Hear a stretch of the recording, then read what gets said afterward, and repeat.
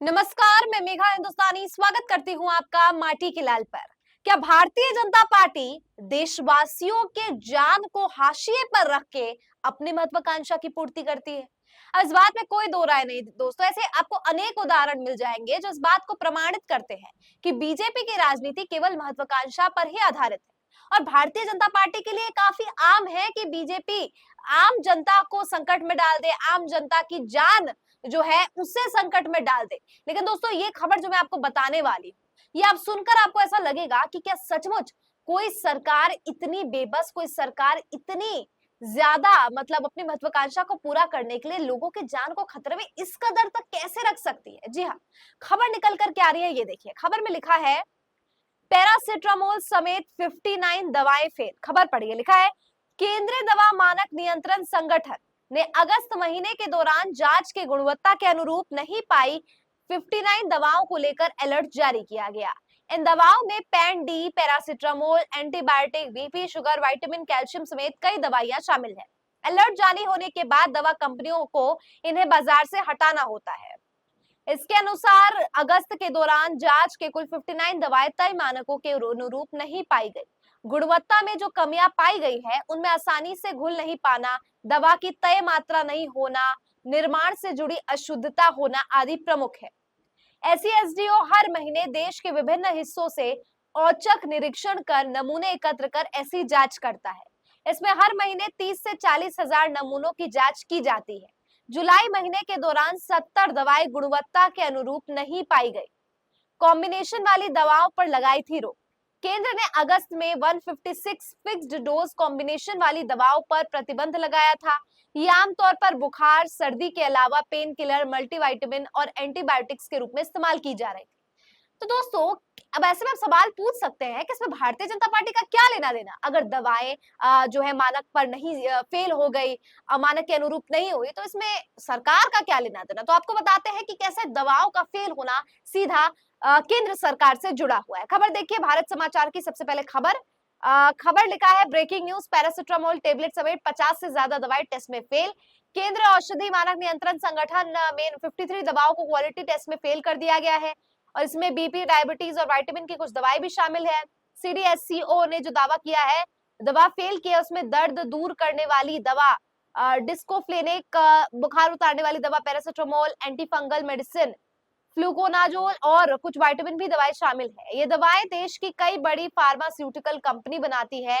Quality test में medical medicine fail हो गई और इसमें इसके संदर्भ में अखिलेश यादव लिखते हैं, जवाब दे आज की भ्रष्ट भाजपा सरकार, ऐसी दवा खाकर होगा इलाज या बीमार।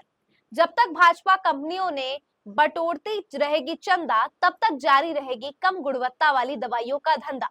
इस रिपोर्ट के बाद कोई भी कार्रवाई होगी इस रिपोर्ट के बाद भी कोई कार्रवाई होगी या चंदे की रेट बढ़ाकर मामला रफा दफा कर दिया जाएगा?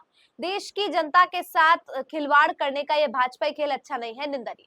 अब समझिए क्या हुआ था। दरअसल इलेक्टोरल बॉन्ड की जब जानकारी निकली थी तो इसमें पाया गया था कि भारतीय जनता पार्टी उन कंपनियों को फेवर करती है जो या तो उन्हें किसी रूप से फेवर करते हैं या तो इलेक्टोरल बॉन्ड का जो है के जरिए चंदा भारतीय जनता पार्टी तक जो कंपनियां पहुंचाती है उसको फायदा पहुंचाने का काम यहाँ पर सत्ता दल करती है। तो क्या यहाँ पर एंटीबायोटिक्स, पैरासिटामोल और विटामिन की बहुत सी दवाएं जो इन मानक पर, जो सही मानक होने चाहिए, उस पर फेल हो गई है? तो क्या ये कंपनियां इलेक्टोरल बॉन्ड के जरिए बीजेपी की मदद करती थी, जिसकी वजह से जवाब में या बदले में जो है भारतीय जनता पार्टी इन्हें देने का काम करती थी क्लीन चिट? क्योंकि दवाइयों में इतनी बड़ी मतलब पैरासिटामोल तो ऐसी दवाई है दोस्तों जो हर घर में इस्तेमाल की जाती है।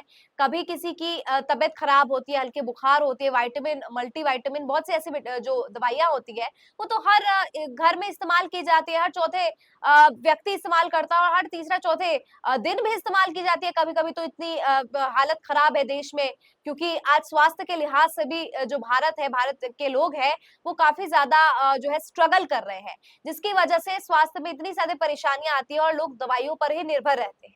मेजोरिटी ऑफ द पीपल, एक ऐसा देश का इतना बड़ा भाग अगर दवाइयों पर निर्भर है बहुत ज्यादा समय के लिए, और तो आप सोच सकते हैं कि कैसे वो दवाई हानिकारक रूप से एक व्यक्ति को प्रभावित कर सकते हैं।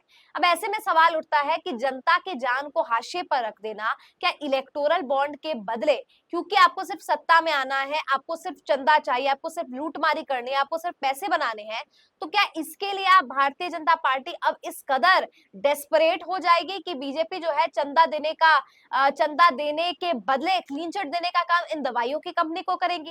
जरा सोचिए, आपके घर में भी अगर कोई व्यक्ति दवाई का, हर व्यक्ति इस्तेमाल करता है, इसमें घर ये तो पूछना ही जो है बेवकूफी होगी कि अगर आपके घर में कोई इस्तेमाल करता है, तो हर व्यक्ति इस्तेमाल करता है दवाई अपने बुरे वक्त में। तो अगर किसी का स्वास्थ्य ठीक नहीं है तो अब तो वो दवाई इस्तेमाल करने से भी परहेज करेगा, उसे तो ये भी शंका होगी कि ये दवाई मुझे फायदा करने से ज्यादा नुकसान तो नहीं कर जाएगी। और अगर ऐसा होता है दोस्तों, तो आप समझ सकते हैं कि भारतीय जनता पार्टी कैसे देशवासियों के जान को हाशिए पर रखकर केवल अपना मुनाफा कमाने के लिए मादा हो चली है।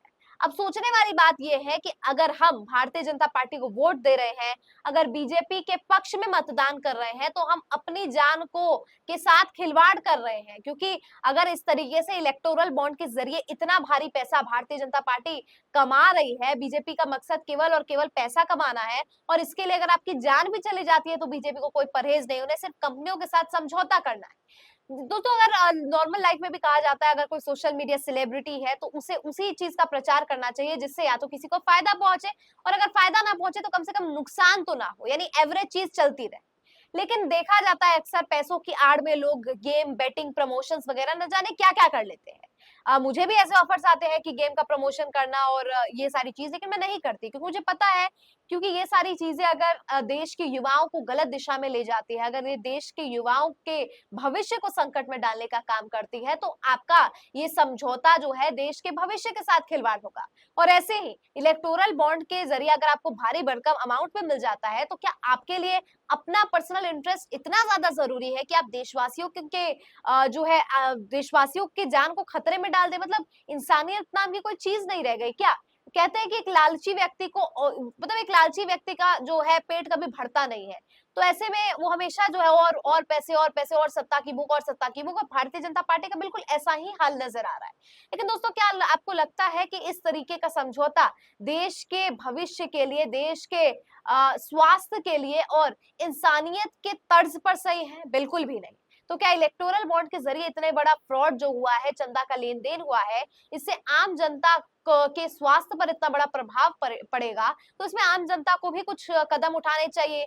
आप लोगों को ज्यादा से ज्यादा आरटीआई फाइल करने चाहिए, आपको ज्यादा से ज्यादा जो पिटिशन फाइल करनी चाहिए, याचिका फाइल करनी चाहिए, और सरकार से पूछना चाहिए कि आखिर इन कंपनियों को क्लीन चिट कैसे मिल जाता है। आखिर ये अगर मानक पे हमेशा फेल हो जाती है तो फिर भी बाजार में क्यों सर्कुलेट हो रही है? बतौर एक नागरिक आपको वो सवाल पूछने चाहिए सरकार से, तभी जो है सरकार इन सवालों का जवाब देने के लिए बाध्य होगी। क्योंकि अगर आप सवाल ही नहीं पूछेंगे तो सरकार को लगेगा कि हाँ, सब ठीक है, जैसा चल रहा है चलने दो। और अगर आप सवाल पूछेंगे तब बदलाव की दिशा में कुछ आप पहला कदम उठाएंगे।